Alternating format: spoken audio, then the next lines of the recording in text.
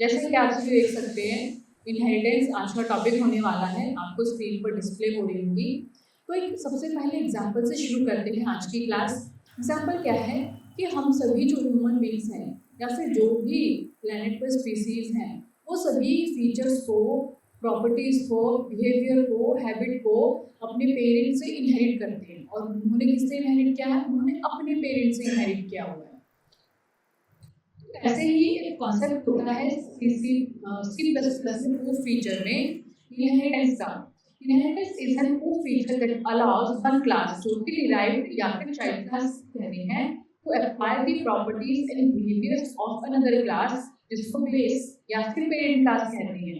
जो base class है वो क्या होती है? The class whose members are inherited, वो क्लास जिसके मेंबर को इनहेरिट किया जा रहा है। डिराइव्ड क्लास कौन सी होती है? The class that inherits from the base class, ऐसी क्लास जो कि बेस क्लास से इनहेरिट की जा रही है वो। तो ये आपको ध्यान रखना है, डिराइव्ड क्लास किसे कहते हैं, बेस क्लास किसे कहते हैं, पेरेंट क्लास, चाइल्ड क्लास, ये नेमिंग आपको पता होनी चाहिए। नेक्स्ट है व्हाई यूज इनहेरिटेंस। इनहेरिटेंस हम क्यों यूज करें? सबसे पहला जो है कोड रीयूजेबिलिटी।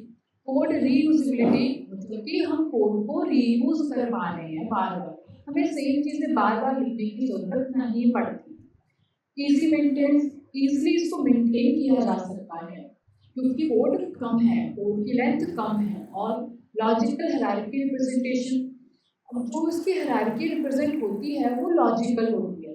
और एक्सटेंसिबिलिटी मतलब कि जो भी कोड है पहले से लिखी हुई उसमें उसमें बिना चेंजेस किए हम क्या कर सकते हैं, एक नई क्लास हम बनाएंगे, उसमें हम लिखेंगे आगे के कोड। एक्सटेंसिबिलिटी से कहते हैं। एक एग्जांपल से समझते हैं। एक कंपनी है जिसमें कि अलग अलग टाइप के एम्प्लॉय हैं, वो कौन कौन सी हैं? जैसे कि एक एम्प्लॉय है मैनेजर, एक एम्प्लॉय है इंटर्न और एक एम्प्लॉय है डेवलपर। तो इन तीनों की ही कुछ डिटेल्स जो है वो कॉमन होंगी, जो मुझे तीनों की स्टोर करनी है। वो कौन कौन सी होगी? आईडी, सैलरी और तीनों की मुझे स्टोर करनी है।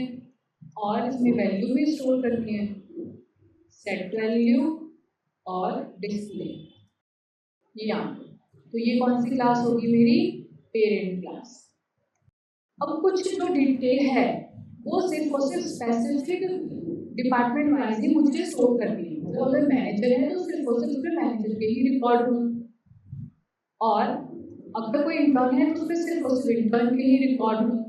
तो यहाँ पर मैं एक और वेरिएबल बना रही हूँ जिसका नाम रख रही हूँ इंटर्न डिटेल। ये इंटर्न के लिए है और इसमें भी सेट वैल्यू, मैनेजर डिटेल।